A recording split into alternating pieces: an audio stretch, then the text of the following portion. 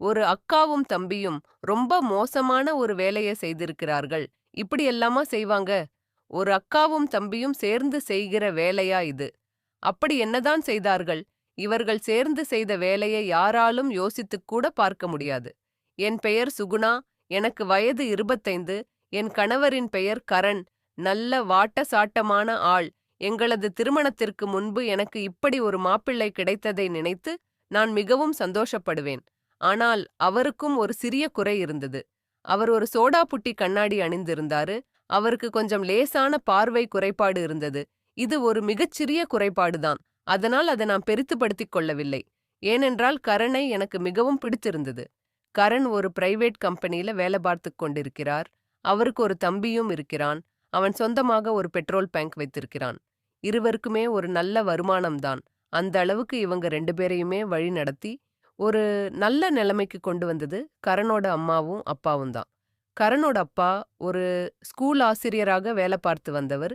இப்ப அவர் ரிட்டயர்டு ஆகிவிட்டாரு. கரண் வேலை பார்த்து கொண்டிருந்த அந்த பிரைவேட் கம்பெனி கரண் வீட்டிலிருந்து 20 கிலோமீட்டருக்கு அந்த பக்கம் இருக்கிறது. கரணோட வீடு இருந்த இடம் ஒரு கிராமம். அதனால் காரனுக்கு தினமும் வேலைக்கு போயிட்டு வருவதில் மிகவும் சிரமமாக இருந்தது. இத பார்த்தா அவனோட அப்பா அவர் ஆசிரியரா வேலை பார்த்துக்கிட்டு இருந்த இடத்திலிருந்து கிடைச்ச அந்த பென்ஷன் பணத்துல கரணுக்கு ஆபீஸ் பக்கத்திலேயே ஒரு நல்ல வீட்டையும் வாங்கி தர்றாரு. அதே மாதிரி அவர் கரணுக்கு என்ன பொண்ணு பார்க்கும்போது கூட வெளியூர்கள்ல பார்க்காம உள்ளூர்லயே, அதுவும் அவர் வேலை பார்க்குற இடத்துக்கும் ஒரு 10 கிலோமீட்டருக்குள்ள பொண்ணு பார்த்து மகனுக்கு கல்யாணம் பண்ணி வச்சார். என்னோட மகன் வேலைய விட்டுட்டு தூரமா போய் எங்கேயும் கஷ்டப்படக்கூடாது, மகனோட மாமனார் வீடும் பக்கத்திலேயே இருக்கணும்னு ஆசைப்பட்டாரு. அப்படிதான் அவருக்கு என்ன கல்யாணம் பண்ணி வச்சாங்க. இப்போது எங்களுக்கு ஒரு மகனும் ஒரு மகளும் உள்ளனரு. அதே மாதிரி அவரோட சின்ன மகன், அவனுக்கு பெட்ரோல் பங்கில் நல்ல லாபம் வந்து கொண்டிருக்கிறது. நல்ல ஒரு பிசினஸ்னு சொல்லலாம். ஆனால் இன்னும் கல்யாணம் தான் ஆகவில்லை. அதுக்கு உண்டான வயசு இன்னும் வரல. மேலும் அவனுக்காக பொண்ணும் தேடிக் கொண்டிருக்கிறார். இவர்களோட குடும்பத்தை பார்க்கும்போது ரொம்ப சந்தோஷமான குடும்பம், நிம்மதியான வாழ்க்கை அப்படித்தான் இருந்தது. ஆனால் எங்களது கல்யாணத்துக்கு பிறகு இந்த குடும்பத்துல என்ன நடந்தது என்பது யாருக்குமே தெரியாது. ஒரு நாள் சாயங்கால நேரத்தில் என்னுடைய அப்பா கரனுடைய அப்பாவுக்கு ஃபோன் செய்கிறார். கரனுடைய அப்பாவும் ஃபோனை எடுத்து நல்லா இருக்கீங்களா சம்பந்தின்னு கேட்குறாரு. அப்ப என்னோட அப்பா ரொம்ப பதட்டமாக, சம்பந்தி உங்களோட பையனுக்கு ரொம்ப உடம்பு சரியில்லை, நான் வெளியூர்ல இருக்கேன், நீங்க உடனே போய் உங்க பையனை பாருங்க, இந்த மாதிரி பதட்டமாக பேசுறாரு. இத கேட்டு அதிர்ச்சி அடைந்த கரணினுடைய அப்பா கரனுக்கு ஃபோன் பெய்கிறாரு. ஆனால் கரனோட ஃபோன் நாட் ரீச்சபிள் என்று வருகிறது.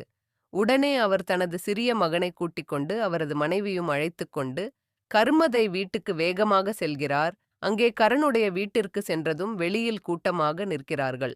அதை பார்த்ததும் அவர் மிகவும் பதட்டமாகிறார். உள்ளே போகும்போது என்னுடைய மகனுக்கு என்ன ஆயிற்று, உன்னுடைய மகனுக்கு என்ன ஆயிற்று என்று கேட்டுக்கொண்டே செல்கிறார். வீட்டிற்குள் நான் என்னுடைய புருஷன் போயிட்டாரே என்று சொல்லி அழுது புலம்பிக் கொண்டிருக்கிறேன், கத்தி கதறிக் கொண்டிருக்கிறேன். அதை பார்த்து அவர் மிகவும் அதிர்ச்சி அடைகிறார். மேலும் என்ன நடந்தது என்று எங்களது பெட்ரூமுக்குள் சென்று பார்க்கிறார். அவ்வளவுதான். அவர் நெஞ்சை பிடித்துக்கொண்டு அதே இடத்தில் சரிந்து விழுகிறார்.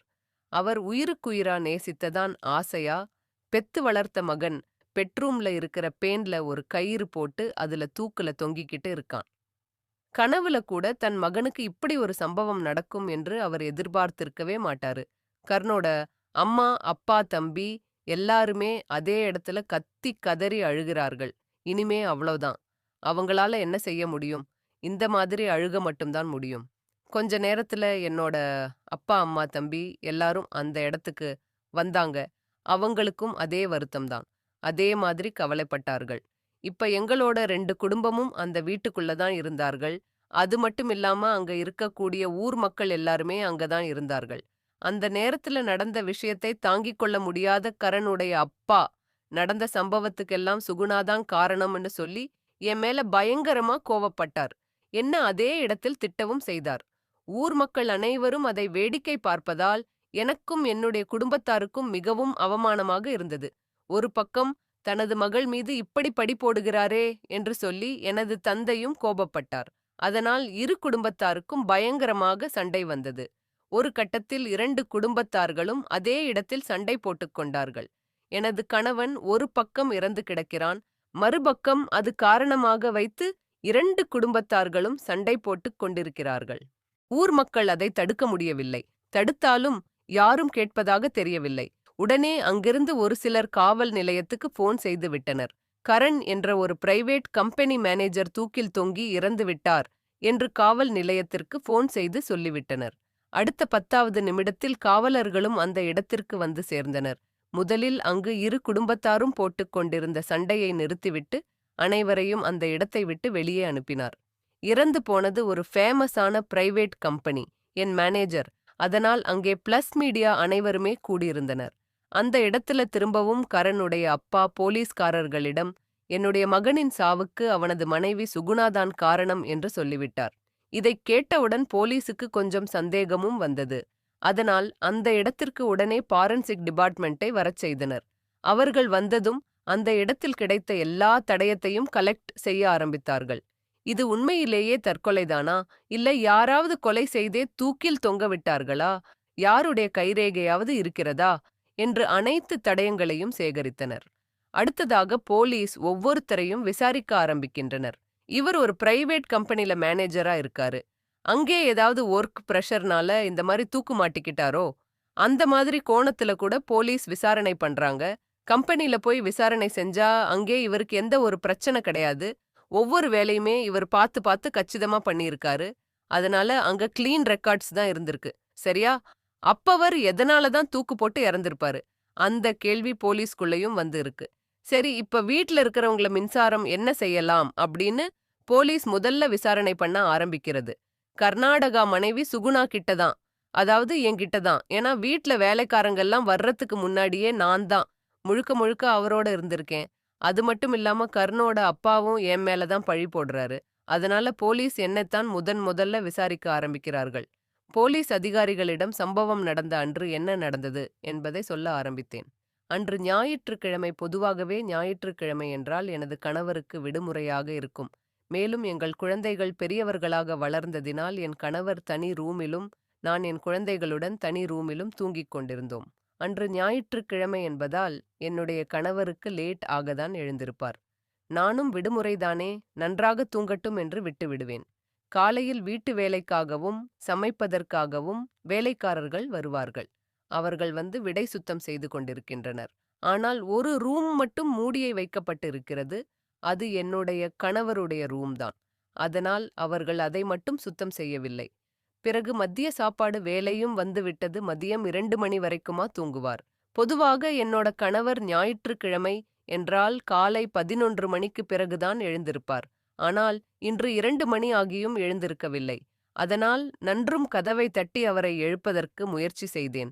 அப்படி நான் கதவை தட்டும்போது கதவு லேசாக திறந்து தான் இருந்தது. அப்போது நான் முழுதாக கதவை திறந்து பார்க்கும்போது பயங்கரமாக அதிர்ச்சி அடைந்தேன். அவர் அந்த சமயம் பேனில் கயிறை மாட்டி தூக்கில் தொங்கிக் கொண்டிருந்தார். நான் ஐயோ அம்மா என்று கத்தி கதற ஆரம்பிச்சேன். என்னுடைய கணவர் நான் உசுருக்கு உசிரா நேசித்த கணவர். கடந்த 8 வருடமா நான் அவரோட சந்தோஷமா வாழ்ந்துகிட்டு இருக்கேன். அப்படிப்பட்ட என் கணவர் திடீர்னு தூக்குல மாட்டி இறந்து போனால் எப்படி இருக்கும்? நான் பேசிக் கொண்டிருக்கும் போது என்னுடைய கண்ணில் இருந்து நீர் வழிந்து கொண்டிருந்தது. அதனால் என்னை விசாரித்த போலீஸ்காரர்கள் அனைவரும் என்னை மிகவும் நம்பினர். இருந்தாலும் போலீஸ்காரர்கள் சுகுணா சொல்வது அனைத்தும் உண்மைதானா, எல்லாமே சரியாத்தான் நடக்குதா என்று கன்ஃபார்ம் பண்ணிக்கொள்வதற்காக எங்கள் வீட்டில் வேலை செய்த 2 வேலைக்காரர்களை அழைத்து அவர்களிடமும் விசாரணை செய்கிறார்கள். ஆனால் அந்த 2 வேலைக்காரர்களும் நான் என்ன சொன்னேன்னு அதை அப்படியே அவர்களும் சொன்னார்கள். ஏனென்றால் அவர்கள் காலையில் எங்கள் வீட்டை சுத்தம் செய்துவிட்டு பிறகு காலை உணவை சமைத்த பிறகு என்னுடைய கணவர் தூங்கிக் கொண்டிருக்கிறார். அவரை தொந்தரவு செய்ய வேண்டாம் என்று நான் சொல்லியிருந்தேன். அது அனைத்தையும் வேலைக்காரர்கள் இருவரும் போலீஸ்காரர்களிடம் அப்படியே சொன்னார்கள். அடுத்ததாக போலீஸ்காரர்கள் கரனுடைய அப்பாவை விசாரிக்க ஆரம்பித்தார்கள். ஏனென்றால் அவர்தான் என் மகனின் சாவிற்கு அவன் மனைவி சுகுணாதான் காரணம் என்று சொன்னார். அதனால் அவருடைய எண்ணம் எவ்வாறு இருக்கிறது என்பதை தெரிந்து கொள்வதற்காகவும் ஒருவேளை அவரே கொலை செய்துவிட்டு மனைவியின் மேல் பழி போடலாம் அல்லவா? இந்த கோணத்திலும் போலீஸ்காரர்கள் அவரை விசாரிக்க ஆரம்பித்தார்கள். அதேபோல் அவரை விசாரிக்க ஆரம்பிக்கும்போது இந்த தடவை என்னுடைய மகன் சாவிற்கு முழுக்க முழுக்க காரணம் அவனது மனைவி சுகுணாத்தான்.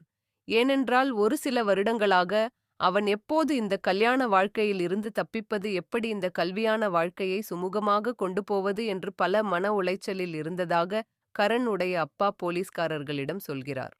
பல நாட்களாகவே இந்த சுகுணா என்னுடைய மகனை ஏதாவது ஒரு விஷயத்தில் அடித்து கொடுமைப்படுத்துகிறாள். ஒரு கணவன் மனைவியை அடித்தால் அதுவும் கொடுமைதான். அதை யாரிடமாவது அந்த பெண்கள் சொல்லிவிடுவார்கள். ஆனால் மனைவி கணவனை அடித்தால் அதை எப்படி வெளியே சொல்ல முடியும்? அதனால் என் மகன் நீண்ட நாளாகவே அவளது மனைவி அடித்து கொடுமைப்படுத்துவதை தாங்கிக் கொண்டு வாழ்ந்து வந்திருக்கிறான். என்னுடைய மகன் என்னிடம் போனில் பேசினால் கூட இந்த சுகுணா அவனிடம் பயங்கரமாக சண்டை போடுவாள். ஏன், ஒரு நாள் என் மகன் எங்களை பார்ப்பதற்காக கிராமத்திற்கு வந்திருந்தான். அப்போது கூட எதற்காக நீ அங்கே போனாய் என்று பயங்கரமாக சண்டை போட்டாள். ஆரம்பத்தில் திருமணத்திற்கு பிறகு எங்கள் மகன் வேலைக்கு செல்லும்போது எங்கள் வீட்டில் இருந்துதான் வேலைக்கு போவான். ஆனால் அது சுகுணாவுக்கு பிடிக்காமல் போனதால் பயங்கரமாக சண்டை போட்டால் தினமும் என்னுடைய மகனுக்கு மிகவும் தொந்தரவு கொடுத்து கொண்டு வந்தாள். இதை பார்க்க முடியாமல் தான் அவனது கம்பெனிக்கு பக்கத்திலேயே ஒரு வீடு ஒன்றையும் சொந்தமாக நான் வாங்கிக் கொடுத்தேன். அவன் தனி குடும்பமாக தனியாக போய் வாழ்ந்தாலும் அடிக்கடி எங்களை பார்க்க வேண்டும் என்ற ஆசையில் இன்றைக்காவது ஒரு நாள் பார்க்க வருவான். அப்படி பார்க்க வரும்போது அந்த சுகுணா மிகவும் சண்டை போடுவாள். அவள் எங்கள் மகனுடன் சண்டை போடுவதை நாங்களே நிறைய தடவை நேரில் பார்த்திருக்கிறோம். அவன் அவளது மனைவிக்காக வாழவில்லை என்றாலும் எங்களுக்காக கண்டிப்பாக வாழ்வான்.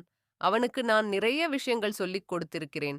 உயிரோட மதிப்பு என்னவென்று அவனுக்கு நன்றாக தெரியும்.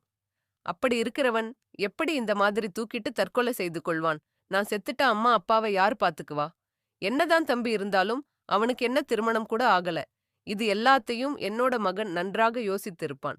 இது அனைத்தையுமே நான் போலீஸ்காரர்களிடம் சொன்னதுக்கு பிறகு அவர்களுக்கு என் மீது சிறிது சந்தேகம் ஏற்பட்டது. நானும் கரணும் சந்தோஷமாக வாழ்வதாக மட்டுமே நான் போலீஸ்காரர்களிடம் சொல்லியிருந்தேன். வேறு எந்த விஷயத்தையும் நான் போலீஸ்காரர்களிடம் சொல்லவே இல்லை. நான் என்ன நினைக்கிறேனோ அந்த விஷயத்தை மட்டும்தான் என்னுடைய கணவன் செய்ய வேண்டும். வேறு எதை செய்தாலும் எனக்கு அதை பொறுத்துக் கொள்ள முடியாது. எனக்கு என்னுடைய கணவன் எனக்கு வளைந்து கொடுத்து போக வேண்டும் என்ற எண்ணம் எனக்கு அதிகமாக இருந்தது. மேலும் அவனுடைய அம்மாவுக்கும் அப்பாவுக்கும் எந்த ஒரு பண உதவியும் என்னுடைய கணவன் செய்துவிடக்கூடாது. அதே போலத்தான் அவனுடைய தம்பிக்கும் எந்த ஒரு பண உதவியும் செய்துவிடக்கூடாது என்ற எண்ணத்தில் நான் தெளிவாக இருந்தேன். அப்படி ஏதாவது உதவி செய்தால் அல்லது போய் பார்த்து விட்டு வந்தால் எனது கணவனை அடித்து துன்புறுத்துவேன். அவன் பார்ப்பதற்கு தான் வாட்டசாட்டமாக அழகாக இருப்பான்.